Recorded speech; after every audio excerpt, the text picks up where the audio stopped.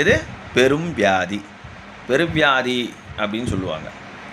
குஷ்டரோகம் அதுதான் பெருவியாதி. இப்போ அரசாங்கத்திலேயே அதுக்கு நிறையா வைத்தியங்கள்லாம் பண்ணி அவங்களெல்லாம் குணப்படுத்துகிறாங்க. விஞ்ஞானம் நம்ம நாட்டில் அந்தளவுக்கு வளர்ந்து போச்சு. அது ஒரு பக்கம் இருக்கட்டும், அதை சொல்ல வரல, வைத்தியத்தை பற்றி இப்போ நான் சொல்ல வரல. அடுத்தது வெண்குஷ்டம், உடம்புல ஒயிட்டாக ஆகும்.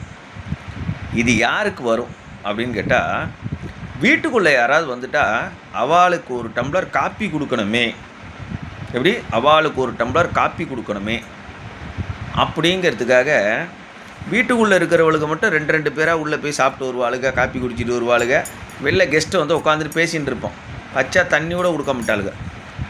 அந்த மாதிரி குடும்பத்துக்கு அந்த வெண்குஷ்டம் அப்படின்னு சொல்லக்கூடிய நோய் பரம்பரையாக பரவும். எப்படி? பரம்பரையாக பரவும். அவள் பொண்ணு, பேத்தி, பேரன், அப்படி அத்தனை பேருக்கும் பரவும்.